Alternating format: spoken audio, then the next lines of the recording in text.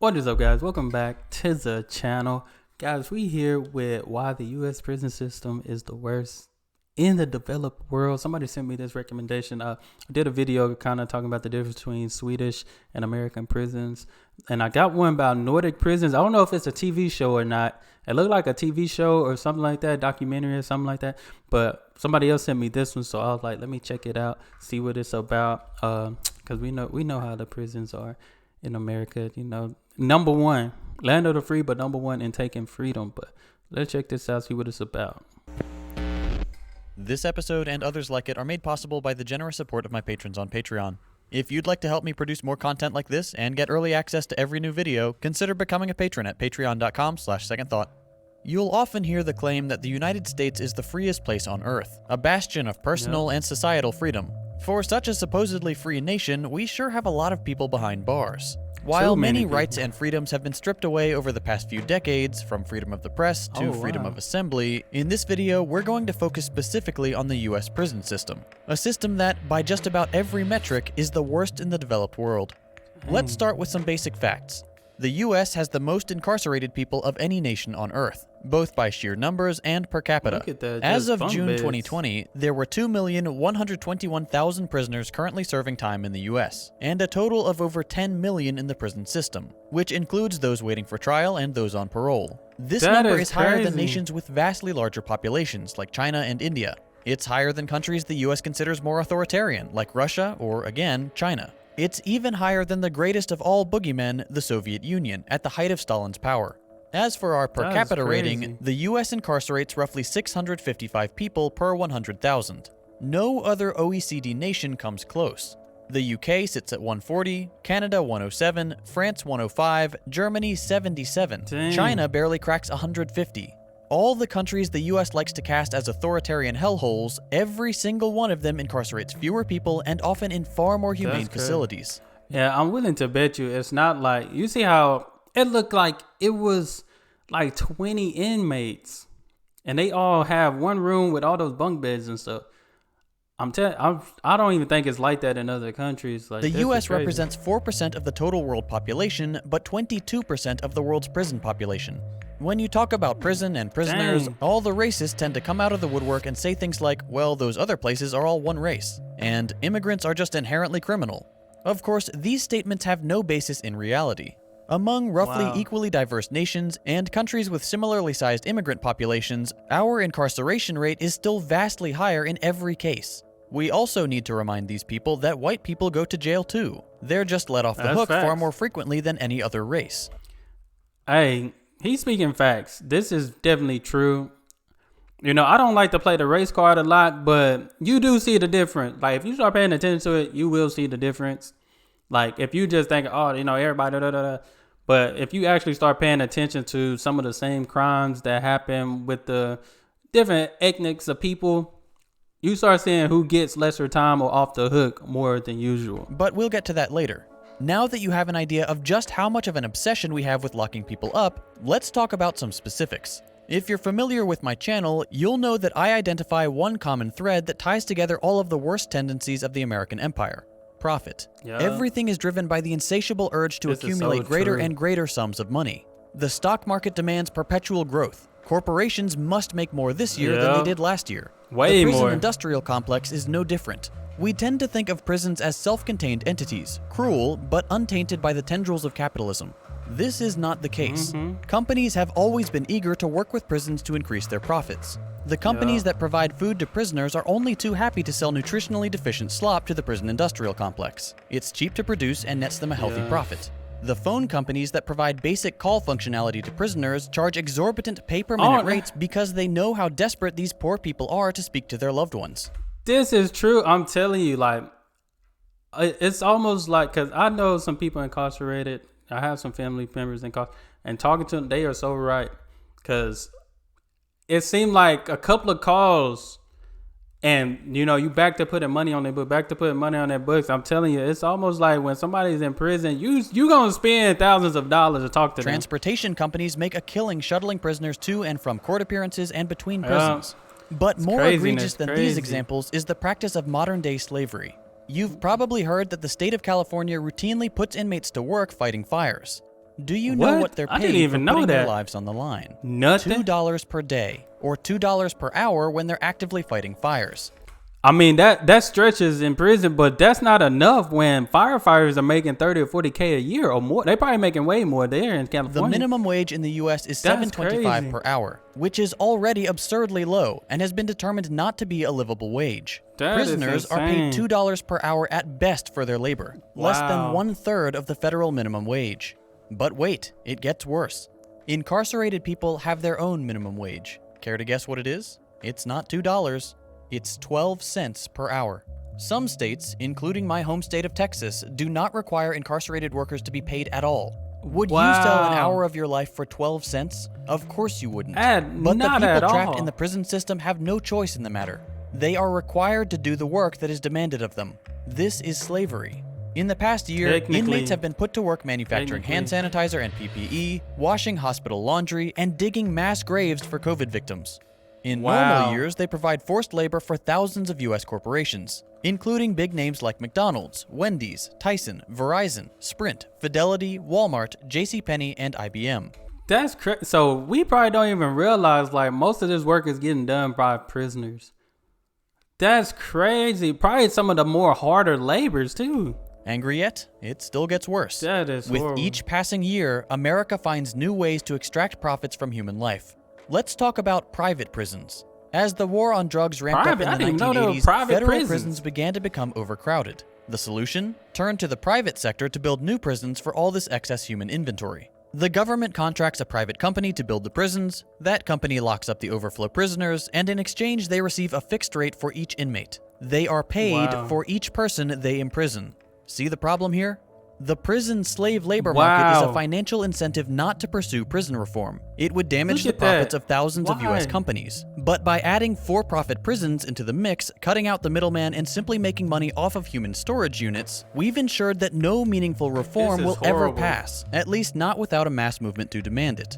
Think about it. Who profits from the existence of private prisons? Private companies are given multi-hundred-million-dollar contracts, then their executives turn Dang. around and donate huge sums of that same money to politicians who will support private prisons. It's a never-ending cycle. Wow. Corrupt politicians are making money, private prisons are making money, and thousands of U.S. companies are making money from literal slave labor. Money, It money, makes money, perfect money, sense money. within the U.S. capitalist framework. CoreCivic, formerly Corrections Corporation of America, is the largest private prison manager in the country. In 2019, they raked in $1.98 billion in revenue, all on the backs of exploited human beings, stuffed into their prisons with a price tag on each one. This is What's horrible. even more ridiculous is that the vast majority of the private prison contracts contain a lockup quota. That is, a guaranteed percentage of occupancy for the duration of the agreement. Most of these quotas are set at 90% occupancy, with some even landing an insane 100%. So, in a time when crime rates are Bro, this is sad. This is making my stomach hurt, man. What in the world? the lowest they've been in decades, these private prisons This are is not guaranteed right. to have their cells filled. If those cells aren't filled, they're still paid as if they were. And guess who pays the bill? US taxpayers. There was one hideous incident in 2008 which became known as the Kids for Cash scandal. Two judges in Luzerne County, Pennsylvania were found to have been accepting bribes from for-profit correctional facilities to dole out What? ridiculously harsh sentences for minors. Thousands of That children is were slapped with crazy. extended stays in these private facilities for crimes as minor as making fun of their assistant principal on MySpace. There are Come few on things now. more depraved than putting innocent children in jail to line your own pocket. So, to recap, Oh my the US started the gosh. war on drugs, Like, I understand some kids do make bad decisions, but I don't think cyberbullying is something that, it should be dealt with, or even just talking about people. But I don't think it's sad when we got juvenile for it. Don't get me wrong. I know people ain't perfect. Some kids not perfect either, you know what I'm saying? And there's probably the lack of discipline and lack of teaching that they get. But that is sad that America, they technically been making money on children, because it's sad when schools, their main focus is attendance. They promise kids pizza parties, free jean day, just to come to school type of thing. Why? Money. What Johnny Manziel say? right there. Drugs which U.S. groups like the CIA were shuttling into the country, began locking people up at unprecedented rates for nonviolent drug offenses, realized we had literally run out of all of our prison space, and decided to contract out private companies in order to lock up more people, crazy. and then paid those companies to incarcerate even more people. This system is absurd by any reasonable estimation, and we still haven't even discussed whether or not it's effective. To make a long story short, no, it's not effective. In the United States, we focus more on punishment than rehabilitation, and U.S. prisons are certainly punishment. In fact, they're so inhumane that the United Nations has condemned them as abusive and torturous. And human rights organizations have long asserted that one of the prison industrial complex's favorite tools, solitary confinement, is literal torture. Once someone has been released from prison, it's much harder to find a job. And 2 out of 3 end up right back in a cell because their situation is so desperate. We've even seen people commit tiny crimes and purposefully get arrested because then at least they'd have a roof over their heads. Wow. When many Americans hear this, they'll shake their heads and say, you just can't fix some people. Completely ignore. That's why I feel like we be blaming the people, but it's really the system. You know, I seen the Swedish jail video, and they were talking about how these people are here to get rehabilitated so they can go back to being working class citizens. You know what I'm saying? Law-abiding citizens. But here we treat them as criminals. I feel like in the jail, this is where the therapists should be. These were the mental health coaches and all these people. This is where they should be to help these people get back to doing what they're doing. It sucks that, you know, most people that get out of prison, so they're already deemed as a felon, but they're not getting what they need. So these companies can say, all right, he completed this. He's there mentally. It's a sad thing. That is sad. Like, I know some people do cruel things, but people can change. People can change. You got to help those that are willing to change, for sure. Ignoring the fact that our prison system is not intended to fix anything. Again, this fits in perfectly with the average American mindset. Most people subjected to prison terms are poor. In America, we've been conditioned to believe that poor people are lazy and therefore morally deficient and deserving of punishment. This, of course, ignores the fact that wealthy people are just as likely or even more likely to use drugs. Come on now. But those people are rarely sentenced, often because they have important parents, have money, or they can pay bail, or simply because their communities aren't heavily policed like lower income areas. We've effectively criminalized poverty. Can't pay a parking ticket? Jail. Can't pay bail? Prison term. No one will hire you when you get out? So true. Serves you right for being a criminal. Incarcerated people, craziness. This mindset is truly horrific. It lacks even the barest shred of basic human decency. We cannot ignore the fact that systemic racism plays a large role in the American prison system. 2 men, 1 white and 1 black, charged for the same crime with the same criminal background, are often given different length prison sentences. This is so true. Can you guess who gets the longer sentence? On average, black people are given 20% longer sentences for the same crime committed by a white person. Then you have white-collar crime. Banks have engaged in money laundering for drug cartels and other shady operations for years, bankrolling the very industry we throw people away for. It's crazy. I'll tell you, I don't understand because, like, I said this in the video too. Like, we have people, like, when we have these shooters come shoot up these schools, why are they awaiting trial to get their sentence? That should be an immediate sentence right there.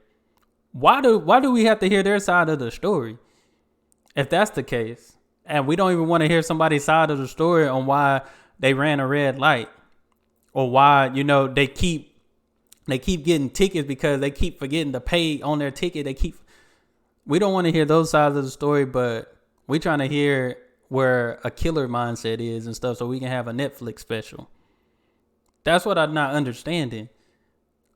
Somebody killed 20 people, like the shooter in San Antonio. Kill all those people.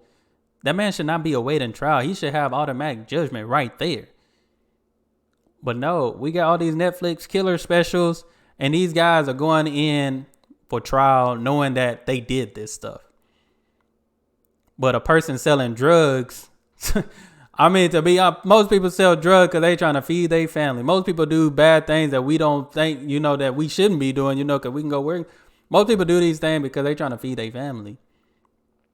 But you got people going in that just deciding to kill people and stuff. We trying to get their side of the story so Netflix can make some money.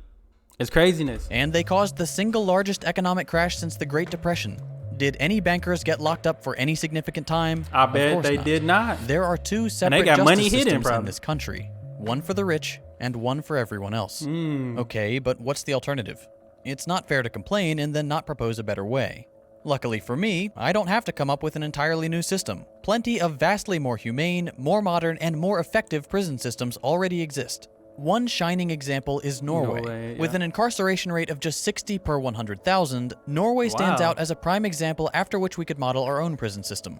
Norway's criminal justice system focuses not on punishment like we do in the US, but on rehabilitation and the principle of restorative justice. The Norwegian criminal justice system caps prison sentences at 21 years and does not allow the death penalty. Whereas prisons in the US look more or less like slightly updated medieval dungeons, Norwegian prisons are quite different. This footage is from Halden Prison, which was completed in 2010 and is representative of Norway's incarceration philosophy. Everything is intended to foster an environment of improvement for their inmates. The rooms are reasonably comfortable and furnished with quality of life features like DVD players and TVs. The inmates can roam more or less freely, wear normal clothes, and make use of common areas and kitchens. There's a store where they can buy their own food. The architecture is specifically designed to allow those inside to see out into nature and observe the passage of time. US prisons, by contrast, are made as oppressive as possible. I know people do wrong. Even like those killers that, you know, like I said, the school shooters and all these things like that. I know that the one in San Antonio, he died. I just thought about that. They killed him. But it's like some of these other people, it's like, even though they did that, they still should be able to do this. You know, like I said, people change, people's minds change and stuff like that, and people can correct themselves. But it's just crazy to me. Like this is rehabilitation right here. This don't make you feel like you less than. Because here in America, when we hear about somebody in prison, we start thinking less than. In reality, it's like they really have access to a little bit more. Now they have the time to get things right. And, you know, think and do the right thing. Light from the outside world, cramped corridors, tiny, uncomfortable cells, and a relationship with the guards which can only be called antagonistic. That's another area where Norwegian prisons excel. Their correctional officers all complete a 2-year degree before they're able to work as what are called contact officers, which function as both guard and social worker. Halden Prison prides itself on fostering excellent interpersonal relationships between inmates and contact officers. They can interact freely, talk, play cards, make plans for the future, and just generally have a normal human experience in the prison. This is all part of the philosophy of normality. The idea is to make prison as close to life in the outside world as possible, so that when inmates have served their time, they're able to more easily adjust back to normal life. Again, this is in stark contrast to the US system. The goal of our system is to punish, to make people suffer so that they're afraid to commit another crime. Corrections officers in the US have very little required training, and relationships between guards and prisoners are truly awful. It's not uncommon for guards to brutalize or sexually assault the inmates. This cruelty is completely counterproductive. If the goal of our prisons was truly to rehabilitate, why have the guards, the only representatives from the outside world, treat the inmates like animals? Norway's recidivism rates are among the lowest in the world. They treat animals better than people. I ain't gonna lie. With just 20% of inmates getting arrested again within 2 years. This isn't random. It came about by a concerted effort from Norwegian citizens to overhaul their criminal justice system. Back in the 80s and 90s, they were concerned about rising recidivism rates. So they did the logical thing and fixed the problem: the prisons. Modern Norwegian prisons are some of the very best in the world in terms of reducing recidivism and promoting a positive trajectory for inmates. They provide counseling, education, and as normal an experience as possible. What they've accomplished in the last few decades is truly remarkable, and should be seen as one of the world's best criminal justice systems. Another prime example is Finland. Finland is one of the happiest and safest countries in the world. They have access to universal healthcare, subsidized childcare, and free college education. They also have incredibly humane prisons. This man, serving a life sentence for murder, is not confined to a tiny cell for the rest of his life. He's not waiting for a lethal injection or months of solitary confinement. He's free to come and go as he pleases, and there aren't any cell blocks at all. Instead, the prison is laid out like a dormitory. He can attend classes at the local university, and his room at Loka prison is almost indistinguishable from a normal apartment. Like Norway, Finland believes in the principle of normality, that prisoners should be treated like human beings and provided all the opportunities to improve themselves and get on a more productive path during their prison stay. Inmates receive counseling, job training, and interact with prison staff in a normal, human fashion. Because of these innovations and a dedication to actual rehabilitation, Finland's incarceration rate has dropped dramatically over the last 70 years, to just 1/4 of what it was in 1950, and it's now one of the lowest in Europe. By comparison, the US prison population has skyrocketed in that same period, My despite our gosh. own crime rate dropping. Just to give you a sense of how barbaric and outdated our prison system seems to other developed nations, Finland now operates a prison museum in one of their old 19th century Wow. prisons, as a sort of reminder of how terrible their system used to be. It is almost indistinguishable from a modern US prison. It's clear that the US has a long way to go before it can be considered a truly free nation. Our horrific prison industrial complex is a permanent stain on this country's legacy. The systemic racism, use of slave labor, inhumane treatment and outright torture of prisoners, and the commodification of human lives to be locked up in order to increase profits is truly wrong in every way. Very wrong. If we're actually angered by this and really want to make a change, we have positive examples to point to and say, this is what we want. It won't happen by itself. The only way things will change is the only way things have ever changed. By enough people coming together to say, enough is enough. We're trying something new. I mentioned at the beginning of this video that this kind of content... Oh yeah, shout out to his Patreons, man. This was good. When will enough be enough, man? This made my stomach hurt. Just the fact that, man, these numbers don't lie. This stuff is very true. Like, some people, don't get me wrong, like I said, I've been saying this whole video. Some people do some things and, you know, they get time. But there's some stuff, you can do some small things and not even like what you consider small. You can do something that's like as just running a red light, or, you know, you just been collecting tickets and not paying them or something. You're going to do time. You know, I don't think it's right. I think something needs to be changed because, like, we need to focus on, you know, a better life for people, making things good for people and really care about the people. Because like I said, the two things, school, healthcare, those should be free. We make a lot of money, enough money to where these things could be free for people that need it. And even if you're not on, like, we have Medicaid and all that stuff, but you have to be a certain somebody to get Medicaid and stuff. Not everybody can apply for that, because if you got a good job, they're going to expect your good job to give you good insurance and stuff like that. But, man, it's a sad thing, man. This is horrible, though. This is horrible, especially when it comes to this system. Because, like I said, I know people that's in this system, and I tell them, man, one of the toughest things is getting out of the system. You know, I know some people, I have a family member that been on parole and stuff, had to meet, you know, his parole officer probably since he was a teenager up until he was almost 40. He finally got off parole. So you get stuck in that. Why? Money. But that's all I have. Appreciate y'all sending me this recommendation. Let me know what y'all think about the video. Hit that subscribe button. Give it a like. Y'all be blessed, be the best, and be you. I'm out.